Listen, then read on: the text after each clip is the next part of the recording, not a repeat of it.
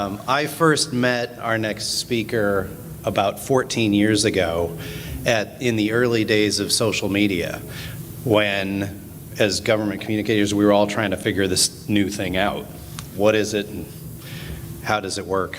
And so I went to a social media boot camp run by our next speaker, and it was immediately clear how he was on the leading edge of this new technology that was intersecting with communications and how to use it, along with search engine optimization and how to connect this to your website presence and make this whole thing work more effectively. He has stayed on that leading edge of technology throughout and has most recently written a book called The Digital Pivot, which is a master's guide. I call it a guidebook for anybody in this field on how to take your organization, into the digital space effectively and engage with your audience. It has a lot of focus on commercial applications, but Eric agreed to come here and share how specifically those things apply for government in its effectiveness. Over those 14 years, I've become very good friends with Eric. When we had this opportunity, he said, "Hey, I would love to come and do this," and I couldn't be happier to have him join us. You are going to hear from absolutely one of the best in his field with the pro tips around how to take the work that we do and engage with folks most effectively, in the digital space. So it is my very distinct pleasure to introduce a good friend of mine, Eric Schwartzman. After a pandemic that effectively shut down all public events and a presidential election where for the first time in our nation's history, the peaceful transfer of power was contested, we saw the shift from traditional to digital communications accelerate faster than ever before. And I think for government communicators and vendors, that meant pivoting from being a media contact to becoming a media outlet.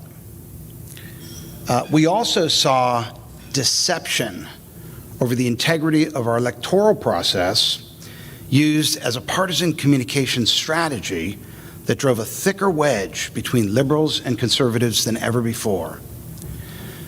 Our job is to build trust in government, and you can't really do that with advertising. So right now, I'm seeing demand for communicators who understand the difference between editorial and promotional content at an all-time high. But sequencing owned, shared, and earned media channels remains a challenge. The tactical options are infinite, but the resources are finite. So what is the framework for allocating resources, finite resources, for maximum outreach? That's what I'm going to talk about today, as soon as we get these slides up and running. I'm going to talk about what I call a digital pivot. Where do they start? Where do they end? And how can you organize them to increase your likelihood of success? After 20 years in the trenches, based on what I've seen and done, I believe there is.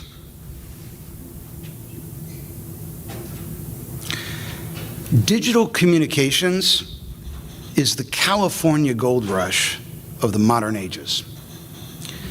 Of the 100,000 prospectors who came out west to stake their claim, very few found gold. But a guy named Sam Brennan made the equivalent of $4 million a month selling picks and shovels. Today, there are more digital gurus out there selling advice than there are organizations using digital media to communicate with stakeholders effectively. But there are some who have found a way to outperform in the age of Instagram. This talk is about how to become one of them. Your website, social media, email, search engine optimization are all just pieces of a much larger puzzle. I'm going to show you the big picture view so you have an understanding of how all these digital channels fit together. Without a framework for organizing digital communications, we're all just panning for gold downstream instead of mining at the source. Meanwhile, the private sector gets better at disintermediating us from our stakeholders, and partisan wonks get better at falsifying the optics around our message. This is what's happening every day.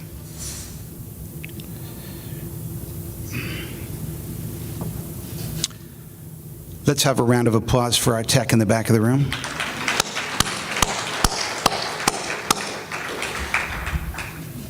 This is a joint statement released by Chris Krebs, who was appointed by President Donald J. Trump, and it was released to counterbalance claims that Sidney Powell, an attorney for Trump, and Michael Flynn, the former national security advisor, who both claimed on Fox that a secret government supercomputer had nefariously switched votes from Trump to Biden. Now, Krebs was the most senior cybersecurity official responsible for securing the presidential election, and his agency, which is part of DHS, distributed this press release calling the, quote, election the most secure in American history. Krebs also tweeted that 59 election security experts all agree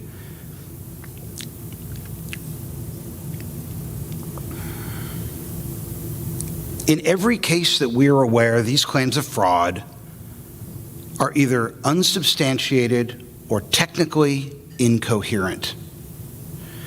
Trump fired Krebs via Twitter the same day because, quote, recent statements by Chris Krebs on the security of the 2020 election were highly inaccurate in that there was massive improprieties and fraud. To this day, there is still no evidence of fraud or hoax in the presidential election. The Krebs press release in front of you on the screen is very hard to read. It looks like it was written to communicate to and through the mainstream news media. But in a world where the news media is increasingly perceived as partisan too, we can no longer rely on the Fourth Estate for message delivery. We have to deliver our messages to the media and stakeholders alike, and we have to deliver them ourselves. Right? The real news in this press release is that the election was secure, and it's not even in the headline or the first paragraph. In news parlance, we call this burying the lead. And it's what happens when government administrators and attorneys without applied digital communication skills try to set the record straight. And here's the outcome. This Facebook post says that 65% of Americans believe that the 2020 US presidential election was stolen. In fact, according to the Poynter Institute, it's 65% of Republicans who believe the election was stolen, which is 35% of Americans. Still a very big number. But unless we monitor digital media and set the record straight for stakeholders, which is certainly no easy task in today's 24/7 news media environment, false information like this continues to pollute our democracy. So here's the question. Is there anything Krebs could have done differently to have gotten this message out more effectively? If his agency had sequenced the distribution of his announcement differently, or simplified the message so it landed better, or did a better job of anticipating that the media would frame it along partisan lines and address that head on, might the outcome have been different? If 35% of Americans believe that a fair and just election was stolen, what could the communicators have done differently to lower that percentage? As Louisville Mayor Greg Fisher said yesterday in his keynote, we're currently in a war against disinformation, and that disinformation is pushing us from democracy, which is what makes us great, to autocracy, which we're not going to like very much if it happens. Remember, the Germans democratically elected Adolf Hitler in free and fair elections. Imposing the will and beliefs of one group over another is not what America is about. So if we can't rely on the news media because they've been neutralized by politicians who claim they're fake, and we can't rely on social media because they profit from lies and deception, what can we do to protect freedom and democracy? It really is the question of our time. And that's what I want to dive into today. The process of managing the public record online shouldn't be a mystery. There's actually a logical order to it. When I think about digital communications and the programs I've been involved with that have worked, I'm reminded of a ballerina pivoting on toe point.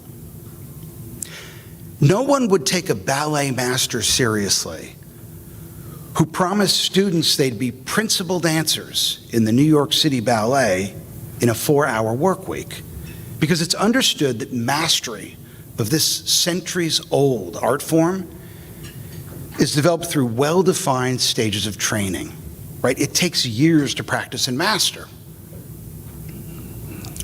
Digital communications, on the other hand, is in its infancy. So there's a ton of confusion about what it is and how to do it well. And the frequent mistake I see made is really just a misunderstanding of how to organize a digital communications campaign sequentially. The fact is you need to learn to walk before you can run. To reach your stakeholders online, you don't just need followers. You need your own followers. You need a direct relationship with them, so you're not reliant on a third party like the alleged fake news or polarizing social media algorithms to land your message. Followers are like a pair of toe shoes. You still need the choreography to execute a pivot. Like a young dancer who rushes out on stage eager to spin in her first pair of toe shoes, only to come tumbling down, organizations tend to pull back the curtain on their digital communications programs before their sequence is in order. But what exactly is that sequence? Digital communications is as much an art as it is a science. There's almost always more than one right answer, and if there's more than one right answer, ideas are a dime a dozen. What's more important is tactical execution. Digital communications is grassroots communications. You're taking messages directly to stakeholders who have different motivations, levels of education, and partisan allegiances. If you record a great podcast, but the audio levels are inconsistent, how does that characterize the competency of your organization in the mind of the listener? How do you feel when you're watching a TV show and you have to put the volume up and down to hear the people give their lines? If you're distributing a podcast, your digital communications competency extends beyond the message to production quality as well. If you put out a joint press release to tell the world that the US presidential election was secure, but you bury the lead in the second paragraph in a document that reads like an AP test question that's so obtuse it can't even be found through a Google search, you're rushing on stage before you're ready. Digital communications competency impacts organizational reputation, which means we're no longer just communicators, right? We need the skills to quarterback digital media production, website content management, and search engine optimization, because without these capabilities, we're relegated to social media, where engagement-based algorithms lift the most sensational and outrageous stories to the top of the news feed, where we are reliant on a third party to reach our audience, and where we can be deplatformed without a moment's notice. In grassroots communications, consistently performing at an elite level requires resources most government agencies and even some vendors don't have. We're media contacts, not media outlets. But if we're not connecting with our constituents to and through the news media, we're essentially competing against them, which means the same message has to land with the news media and the public alike. So we have to be at least as good, if not better, in the packaging and delivery of timely, compelling news. It takes a very high level of literacy, persistence, effort, and imagination to consistently create compelling digital content on tight deadlines. It's no coincidence that President Trump hired over a dozen former Fox executives to serve in his administration. Because for communicators today, your ability to win hearts and minds outweighs your public policy and government administration skills. As Scott was mentioning, for the past 2 decades, I've been traveling the globe helping communications teams pivot to digital. And I think, Scott and I met 14 years ago at a session I did for the Public Relations Society of America. So here's kind of what I've learned from working with so many different teams and helping them get ready for digital. Unfortunately, the war against digital illiteracy will not be won through keynote speeches like the one you're listening to now. What's really required is hands-on training. You can learn strategy and big ideas at conferences, but actual training in a wired classroom with broadband access, step-by-step tutorials, and instruction is what I think is required to develop applied digital communication skills. And I would say, even if you're the one at the top who's not doing it day by day, if you don't have some idea how the sausage is made, it's pretty tough to manage the butcher shop. You can hear people talk about the benefits of social media all day long, but until someone actually teaches you how to embed an Instagram post on a website or how to build a conversion funnel, and you have that experience yourself, you really lack the applied communication skills. We don't have secretaries anymore to operate typewriters on our behalf, and we shouldn't have to rely on technicians to communicate on our behalf online. Every communicator should have basic web content management skills. I've led sessions like these for communicators all over the world, and every December, I always try and schedule a session on the East Coast. That way I can combine it with a family trip to New York City just before the holidays. My wife loves ballet, and when my son was a toddler, she would dress him up in a little suit with a bow tie, and we'd take him to see the Nutcracker at Lincoln Center. He was like 4 or 5, and we'd give him a lollipop and prop him up in the seat. And one year she managed to get us front row center seats. I'm talking like the very first row, right in the middle. And I'll never forget it. You could literally lean forward and look down in the orchestra pit. And when the ballerinas came on stage and the principal dancers performed their solos, they'd spin around effortlessly on the tip of their toe, like a music box fairy, without moving a single muscle. It's an incredible display of artistry and athleticism. And my jaw dropped, and I thought, wow, that's fantastic, because it looks so easy. But in reality, a pirouette turn, as ballet masters call them, is anything but effortless.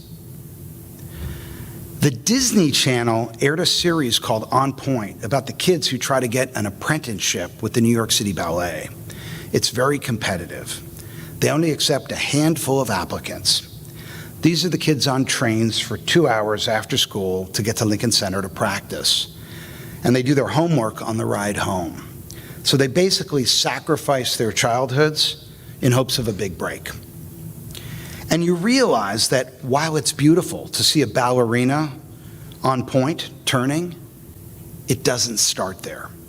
Right? Behind the scenes, there's a ton of preparation, training, and discipline that goes into it. And I think the big reason so many organizations struggle to pivot is they rush out and spin before they're ready. Someone sees a social media profile with lots of engagement and they think, wow, that's terrific. I want to do that. But they may not have the skills, and so their message falls flat, gets taken out of context, or gets distorted or falsified by their opposition. So what could have Krebs done differently to have landed his message more effectively? As it turns out, the sequence is the secret to a successful digital pivot. We start with owned media before shared or social media. Then we proceed to earned media. And finally, if it's warranted and there's budget, we might add a paid media component.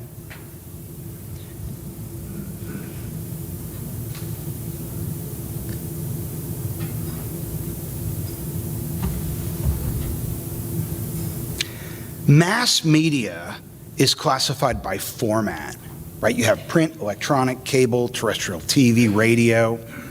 But that scheme is really no longer useful because now newspapers have email newsletters and blogs, print magazines have audio podcasts and live streams, and TV stations have websites and YouTube channels.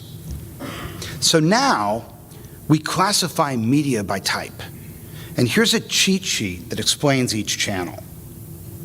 Owned media, your website or custom mobile app, is the foundation. Next comes shared media, which is your social media footprint. Earned media is third, and that's third-party media coverage. And paid media is fourth, which in government communications is a nice to have, but not a must-have.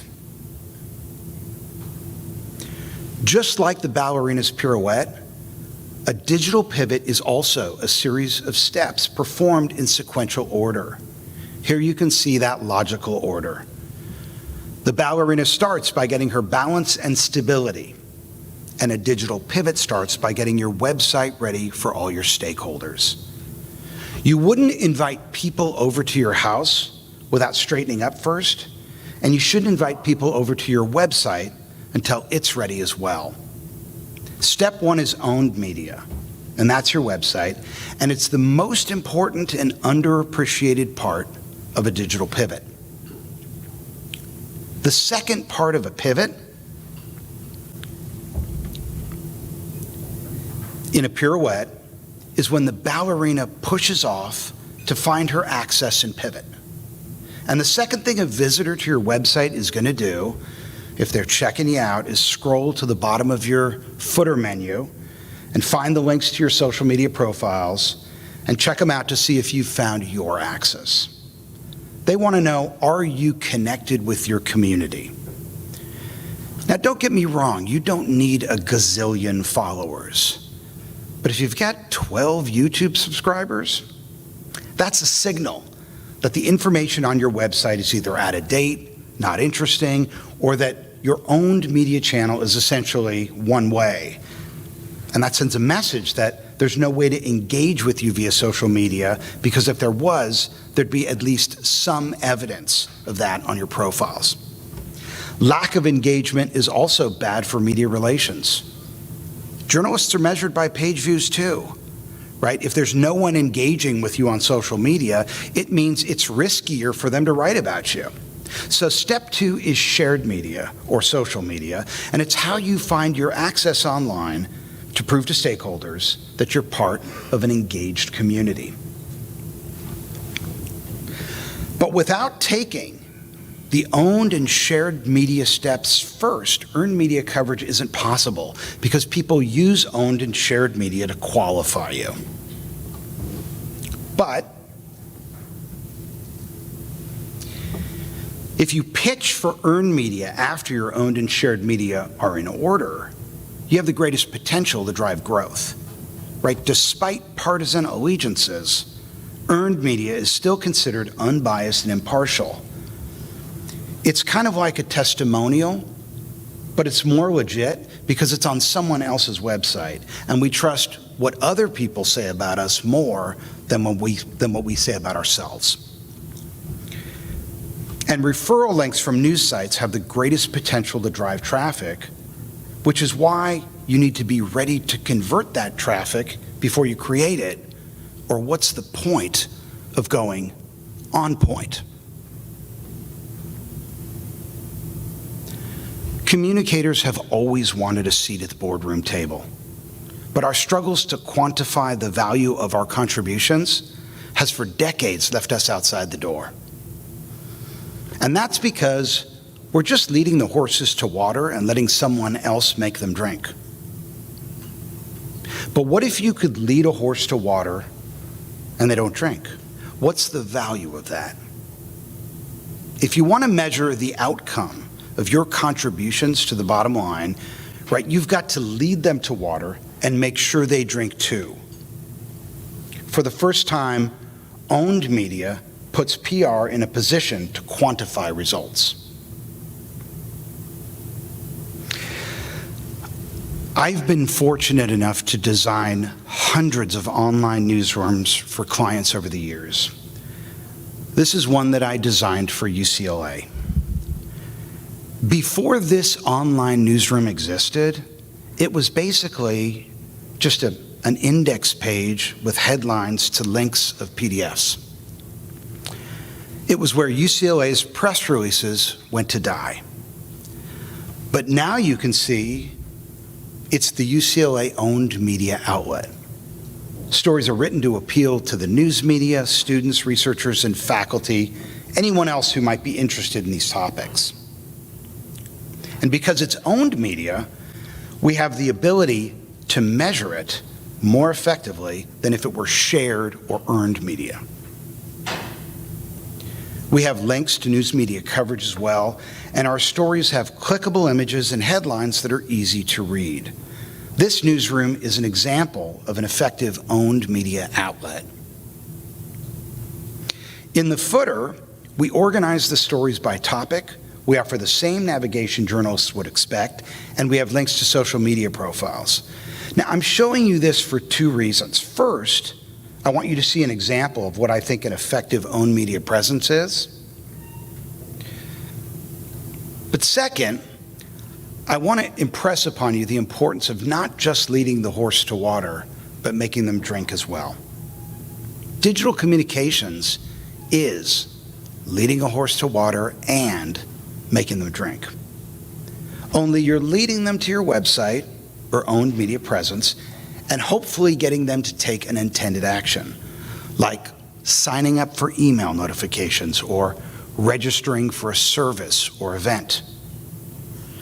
I built the online newsroom for Target, and in their case, the action was a sale. For UCLA, we're looking for traffic to the website from the newsroom. For you, that transaction might be some sort of engagement metric. Your website or owned media outlet is where you lead horses to water to make them drink. Your owned media presence is where your conversion funnel resides. It's where you convert attention into transactions. And there are many paths that you can build that lead to your website. There's search, email, social media, referrals, advertising, right? These are all different ways that people get to your own media presence. Think of them for a minute like different tunnels that lead to your website. So digital communications is really about tunnels and funnels. You build tunnels to your funnels and convert attention into measurable transactions. The stages we go through when we're deciding whether or not to convert are awareness, consideration, evaluation, and conversion. Your digital footprint is how stakeholders conduct their due diligence. So there's a direct relationship between your owned and shared media footprint and your ability to earn media coverage. To recap, in a digital pivot, owned media is the first step, shared or social media is the second step, earned media is the third step, and once those channels are optimized, you can use paid media to increase transactions more predictably. Let's drill down on owned media for a second, because while it's the first step, it's also the least understood and I think underappreciated channel. Like most conferences, so this is nothing about this conference in particular. Like most conferences that I attend, there are a lot of sessions here about social media, but not one about web content management or content operations, despite the fact that owned media is the cornerstone of a pivot. In most digital communications programs, social media punches way above its weight class. So now that you have a strategic framework for sequencing a digital pivot, let's take a closer look at how owned media really operates. What are the stages, right? These are the different responsibilities that come into play. Let's start, it's a continuum, so it is circular, but let's start at the top with digital customer insights. And for our purposes, we'll call them digital stakeholder insights.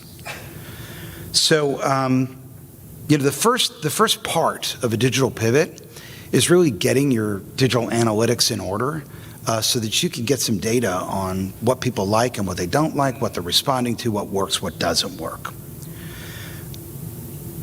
Next, we have to benchmark where we were before we pivoted, because we can't go back and do that retroactively. So if we haven't said, hey, this was the point we stayed, this was the traffic when we started, these were the engagements when we started, if we don't benchmark at the get-go, we're not going to be able to get that turn after the fact. After that, we make sure, it says here path to purchase, but think of it like path to process, that our funnel, our engagement funnel is operational.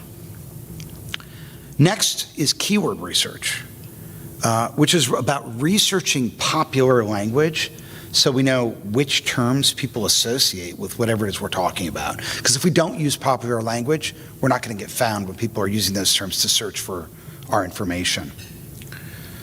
Then we're going to need some sort of content strategy, and that's basically figuring out what kind of digital media our stakeholders will find useful, compelling, and let's face it, entertaining. After that, we're ready to start content marketing or content operations, which I like. I think it's a better term, which is basically figuring out how to secure the resources to produce and distribute digital media, because it does take resources.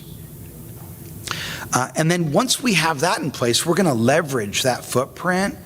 We're going to use our original content to try and get our stakeholders to sign up for email notifications from us, right? That and email is going to be our top performing tunnel. It's the only channel besides our website that we can communicate directly through without relying on the news media or a social network. And last is conversion rate optimization, which is basically analyzing user behavior on our website and testing small changes over time to increase email signups, content consumption, registrations, or any other metric we're focused on. The reason email is part of owned media, and the reason owned media is more important than social media, is because an email list is your audience. They've given you permission to distribute to them directly. Remember this, if there's one thing you take away from this speech, I'd like it to be this.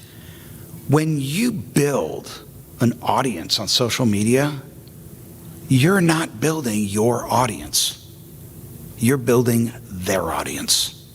And they can take it away from you at any time, as we've seen time and time again.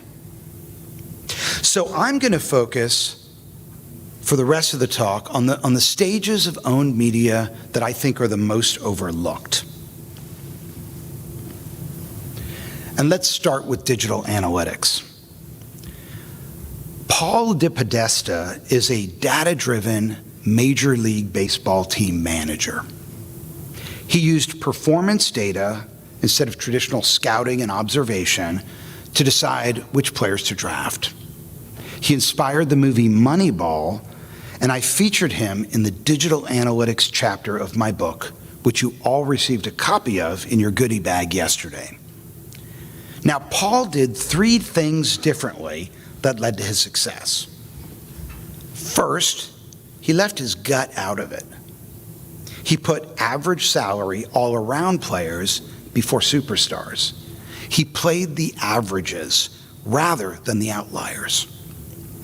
Second, he realized that confirmation bias is a data-driven marketer's worst enemy.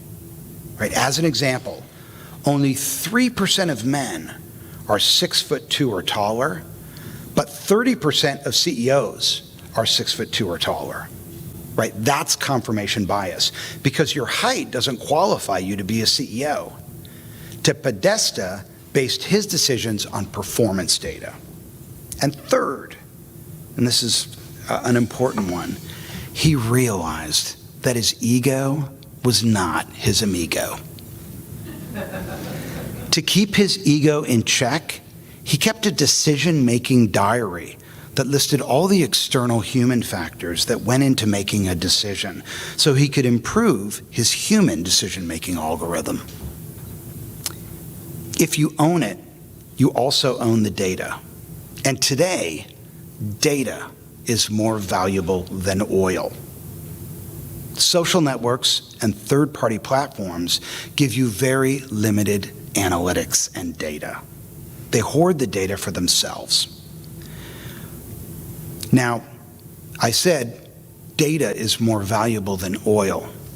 But remember, oil is only useful and valuable if it can be refined. And the same is true of data. If you can't refine your data, it's essentially useless.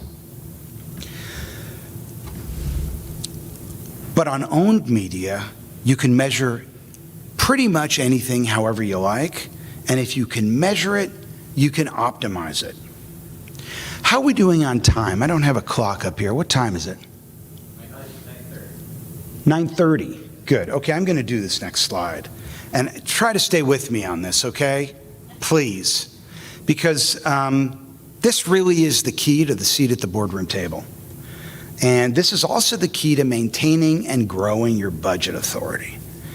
So these are digital analytics that were created using a free tool called Google Analytics. Now, a lot of people have this on their website, but they never look at it, or they don't know how to read it. This is one of the 3 analytics platforms I recommend everyone get going on their website, and it's covered in chapter 2 of my book. But let me walk you through these numbers because I think they demonstrate the value of a digital communications program. So what you're looking at here are year-over-year digital analytics for a website. In the first column, we see organic media channels. I've removed the paid media channels. You see how it says 2, 5, 6, and 7? So you're just looking at organic media channels.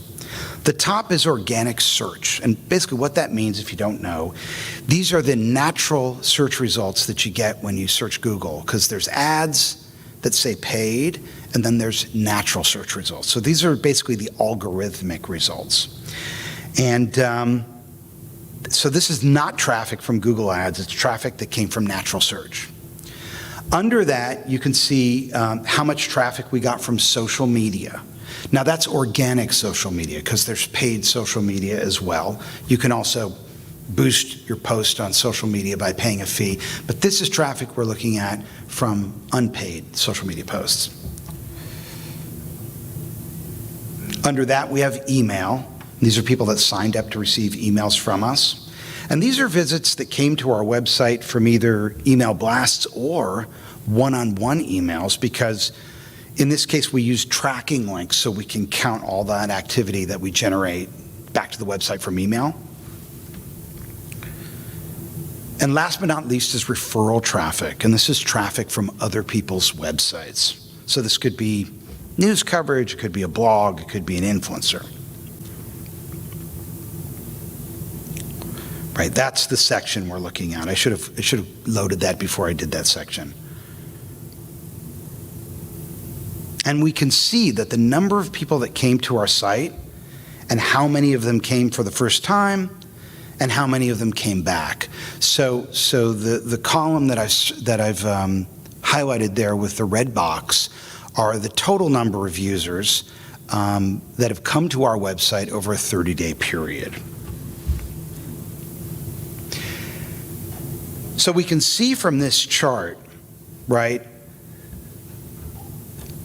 that we got 41,921 people to visit our site in a 30-day period in April 2022. That's up from 16,773 visitors in April 2021.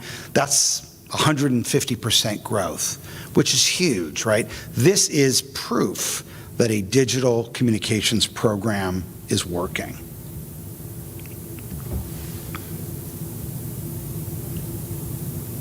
We can also see channel by channel how visitor behavior changed. So a bounce rate is the percentage of single page visits to a website, right? These are people that come to one page and leave. They don't go any deeper. So if what we're trying to do is bring them to our site through the newsroom and have them make a transaction in a funnel on another page. If our bounce rate is high, it's not working because they just came to one page and left. Now, if you're promoting some sort of initiative in your city and it's a single page that's about that initiative, a high bounce rate might be fine. So it's not a good or bad, it depends.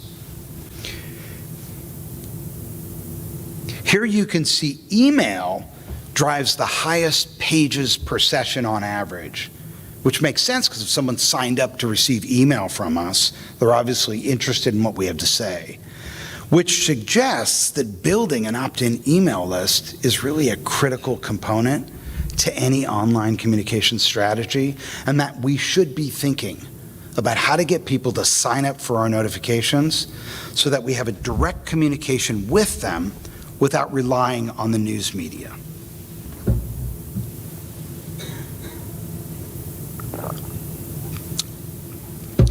And here's the percentage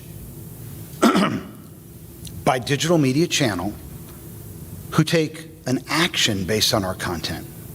That action could be signing up for an email or registering for an account or downloading gated content or signing up to attend an event online.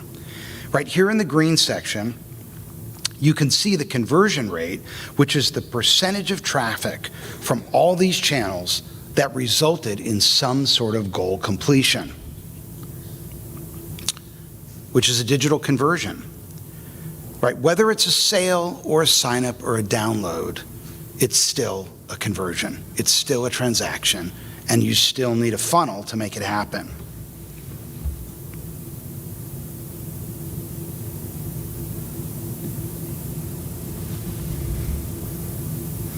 But remember, everything we're seeing here is anonymous, right? We don't know who they are. So while digital analytics like these quantify the impact of communications better than ever before, it's really only half the picture.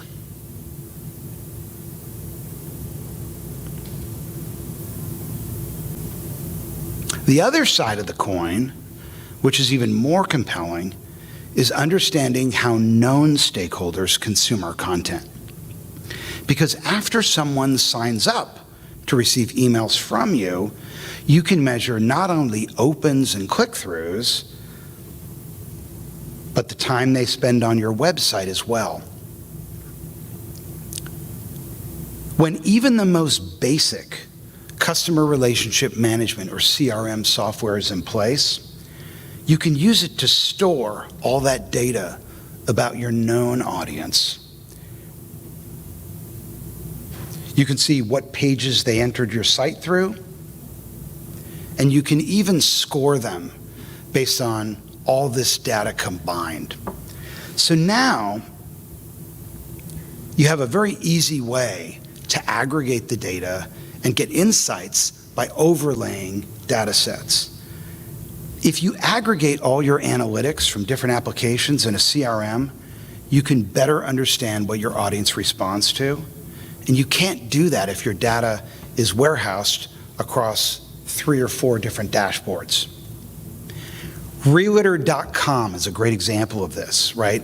Local school performance scores, traffic patterns, crime rates, flood zones, and noise levels are incredibly useful data sets when you're considering where to buy a home. Whereas that data would be much less useful if it was spread out over all different websites. So really it's about home running all that information to one platform, and the CRM really is the backstop of a tech stack.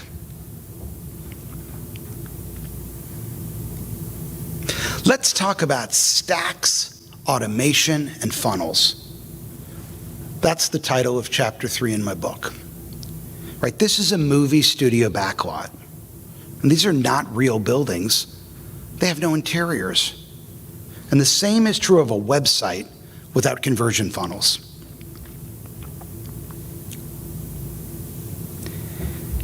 That's what I'm talking about when I say owned media presence.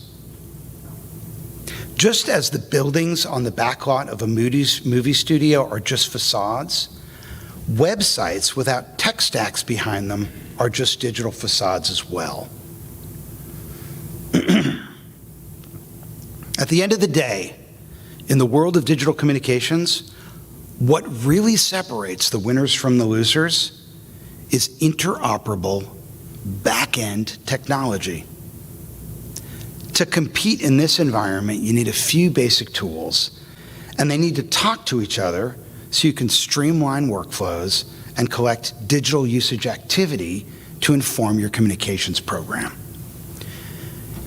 TikTok is addictive because they show you content based on your behavior, right? Their app is just one piece of the equation.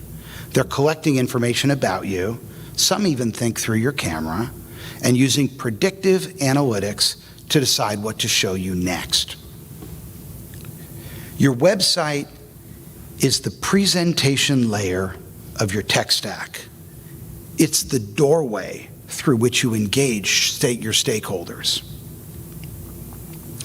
In order to allow people to sign up for emails or register for events, you need a web forms tool to collect information. A good web forms tool that doesn't pick up a ton of spam registrations and contaminate your email database is different from the content management system you use to publish your content. After they sign up, you need a place to store that contact information. And that's where the customer relationship management system comes into play. Right, as I said, in the world of digital communications, the CRM really is the backstop of the tech stack. And these are the largest B2B software companies in the world right now. They're Salesforce, Oracle, and Microsoft. But there are simpler options that are much less expensive and easier to set up and manage as well. To have an interoperable stack, you want your contact registrations to flow directly into your CRM. And in order to communicate directly with those contacts, you need an email marketing platform that's integrated with your CRM. This is a very basic communications tech stack. These tools are all interoperable, and together they give you the ability to leverage your own media presence to build an email contact list that you can push content to directly. Tie in web analytics, and you can capture anonymous and known activity of users on your website, and that activity gets registered on their contact cards, which can be stored in their CRM. This is a basic tech stack for converting content into contacts into connections. This is covered in length in Chapter 3 of my book. Here's a simple 3-page conversion funnel for a gated content offering on my website. In order to do this, I need the tech stack like the one I just showed you. This is a funnel for my Essential Digital Marketing Skills Report, which lists the most in-demand digital marketing skills organizations want from employees right now. The first page in this funnel has promo art that advertises the report. Now, if you click on it, you're directed to a second page, which is the landing page. Now, a few things to note about this page. First, there's no header or footer menu, so there's no way for the person to go astray. The only action they can take here is filling out the form. This is pretty formulaic. I didn't invent this. This is a landing page design based on best practices.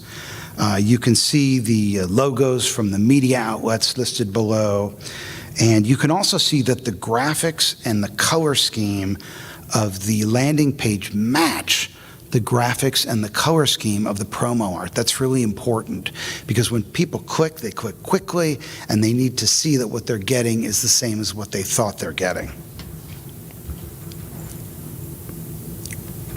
And then, of course, if you fill it out, you get an acknowledgement page that things worked out, right? 3-step funnel.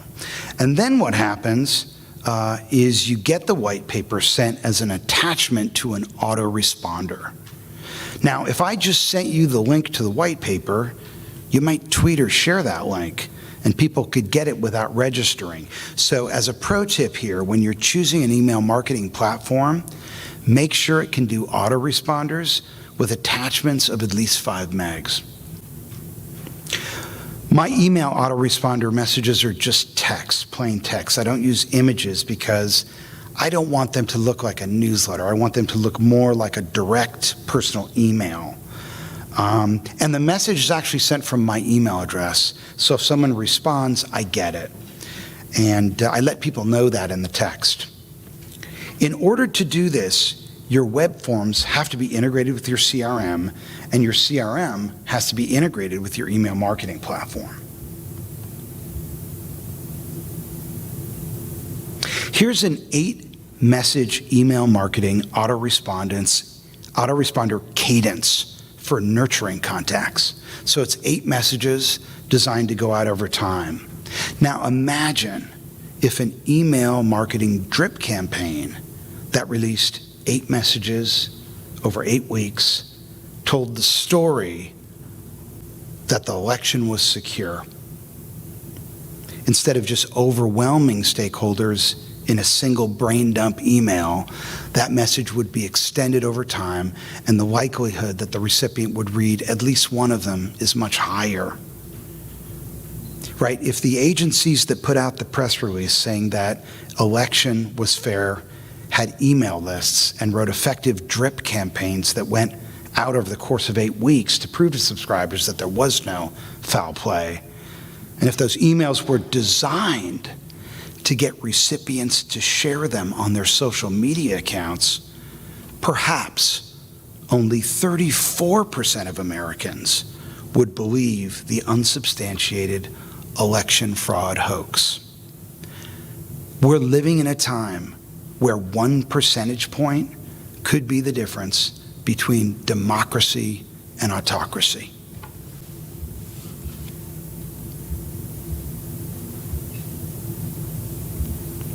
Before I close, 2 opportunities I want to point out that I don't think get enough attention.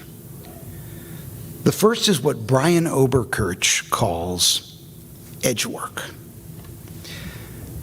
When I started in public relations more than 20 years ago, we were the external communications mouthpiece. The heads of the organizations relied on us to get the message out. In a sense, The center of the organization informed the world about what it was doing and why. But in today's digital environment, where the lines between the news media and online influencers are not so easy to distinguish, right? This doesn't work so well. From an impact standpoint, Facebook has the ability to reach even further than the mainstream news media. So in addition to communicating through owned media, we need to think about how we can empower internal ambassadors to spread our word to their followers as well. It was Andy Warhol, the pop artist, who said, "In the future, everyone will be famous for 15 minutes." Well, I'd like to suggest that on social media, everyone's famous in front of 15 people. We should empower and inspire our employees and advocates to carry our message to those audiences of 15. Rather than just letting the center of the organization handle external communications, we should ask ourselves, how can the center of the organization inspire the edges so that the edges can inform the world? If compliance is an issue, launch an ambassador program and train and certify them first. I operate the largest social media compliance training website in the world. These courses are all free and available for license if you want to host them yourself, provide certificates of completion, and transfer assessment scores to a talent management system. For those of us in organizations with large numbers, it's short-sighted not to empower the edges to spread the message. All you have to do is provide ambassadors with clear-cut, easy-to-follow guidance to help them distinguish between conversations that can happen in public and conversations that need to be kept private, and you've got an edge work strategy. If you think it's too dangerous, you should know that the chairman of the Joint Chiefs, Admiral Mike Mullen, once said, "Every service member is a spokesperson." If the military can do it without compromising operational security, you can too. And the second overlooked opportunity in digital communications I want to mention is providing and promoting raw data sets that tell your story with numbers. This is data.gov, a site where the federal government provides public access to raw data sets. I'm currently doing research on a project on the impact of the pandemic on the wine industry, winemakers in the US. The Department of Alcoholic Beverage Control gives tasting rooms, warehouses, offices, and winemakers the same O2 licenses. They have the information on which are which, but those fields are not provided in their database. If I was the PIO at the Department of Alcoholic Beverage Control, I'd be working to rectify that omission to provide greater transparency.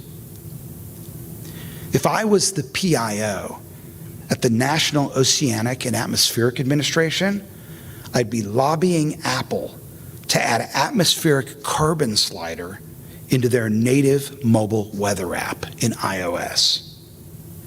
If I was the PIO for an insurance commissioner, I'd be focused on publishing and promoting data about extreme weather property damage. If I was the PIO for a city, I'd be looking at how I could get my best geodata published on Google Maps so those stats were available to people when they search. Obviously, you do what you can to promote specific city venues, but what can you do to expose entire data sets about your city online? This is a great way to inspire others to tell your story. What geodata do you have that's not accessible to the public? And which app makers could you lobby to integrate that data? This is a big opportunity for communicators. But regardless of the tactics you execute and the resources you marshal, to get the job done, this is the choreography for executing a digital pivot. Owned, shared, earned, and paid. The secret is the sequence. I've read many books about digital marketing. It's a very diverse topic with lots of specialties. But I saw no useful overview books for the general business reader that explained, from a big picture standpoint, everything you need to know to quarterback a digital pivot. That's what this book is. It's a digital marketing MBA in a single title. It's currently being used in the master's programs at NYU, University of Toronto, and Creighton University. Now, you can go much deeper into SEO or social media in other books, but this is a high-level, jargon-free book with some interesting stories and a few jokes about owned, shared, earned, and paid media and how they fit together. And I hope you learned some of that from this talk today. It has been my honor to be with you here this morning to share my experience, strength, and hope for a better tomorrow. The future of our democracy depends, at least in part, on your ability to leverage digital communications channels to get the truth out. And I look forward to your questions, comments, and feedback. Thank you. We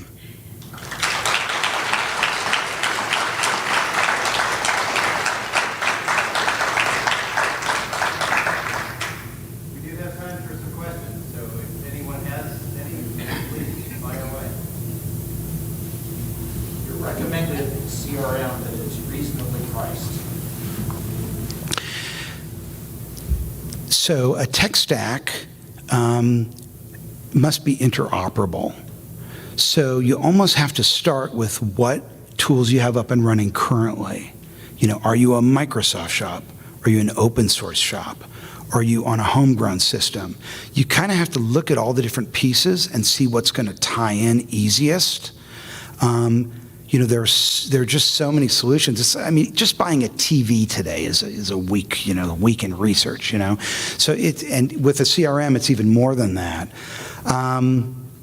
I mean, I can tell, I don't want you to run with this and think this is for you, but I mean, I've been using, for small organizations pretty successfully, a product called Zoho, which is sort of like a poor man's Salesforce. And it's tough to implement, but it has all the basic needs. It has more than you need, but it's inexpensive and it works well, and I found it to be pretty effective for small organizations.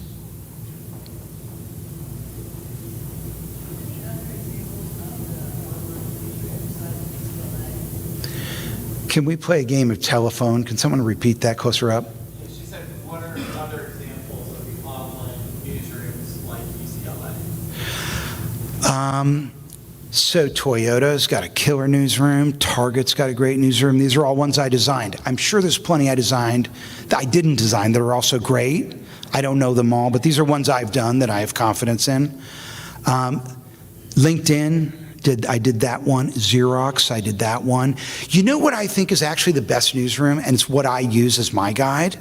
I use the New York Times website because they do these studies called eye tracking studies, where they basically put people in front of their computers and monitor their pupils, and they mathematically figure out what designs promote the longest sessions because they have a vested interest in longer sessions because that helps them sell advertising.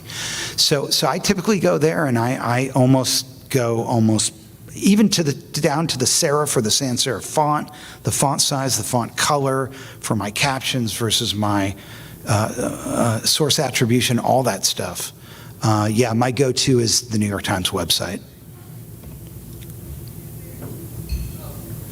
I had a question about, you said something earlier in your presentation about your audience in terms of delivering. You talked about the news media and you talked about the public. And I'm not simplifying what you said, but what were you saying to look at them as almost equal audiences in terms of your information delivery?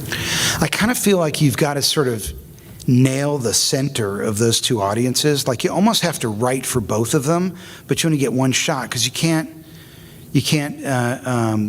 serve one message to one audience and one message to another. So I see if you look at like how the AP does headlines, they're getting their headlines now in 40 characters with spaces, and they're complete thoughts. I definitely think dumbing it down is the way to go. I mean, people aren't as literate today as they were, before there was texting and before there was social media. So, I mean, I'm typically aiming for, an 8th grade reader.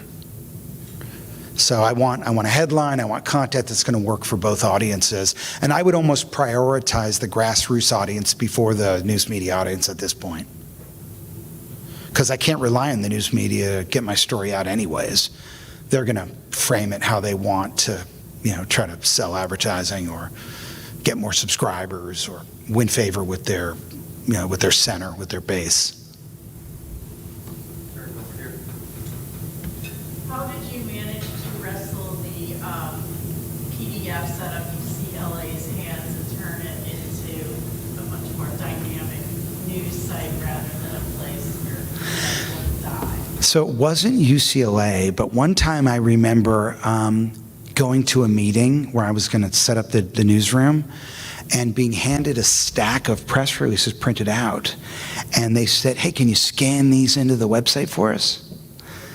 And then I remember hearing once a designer at, I think it was the New York Times, say, we have a website that people also print out and get delivered. That's kind of what they consider themselves. I think some of it is generational. I think it's, that fight that used to be more of a fight 10 years ago is really not as much of a fight anymore. Most people are consuming the majority of their news online, regardless of the generation they're in, so that wasn't really a problem. Also at UCLA, and I think this is probably the case at universities, I think it's probably easier at universities because you've got PIOs who often are coming from the media. Many are former staff writers at UCLA for the LA Times or have experience in media. We actually launched their newsroom. We've updated it several times, almost 15 years ago. Yeah. So it wasn't too hard to get it out of their hands. And in some cases, we may have to actually take the PDFs and reformat them as HTML ourselves manually. Definitely getting over the hurdle from the old to the new is difficult. Any migration, I don't care. For me, I've been doing it a long time. It's difficult to migrate from one system to another system, from offline to online. It's kind of like, I would imagine, heart transplant surgery might be. It's very disruptive. So I guess one thing I would say that works kind of well is launching the newsroom in tandem with the old site. So you sort of get the newsroom up and running and operational at a separate domain or at a subdomain of where it's going to live, and you keep the old press release graveyard up until everyone's happy with it, and then you switch the domain name server records so that so that it's live. I don't even like to say the newsroom is live because anything on the internet is live. So we sort of publish at another domain and then usually move it over.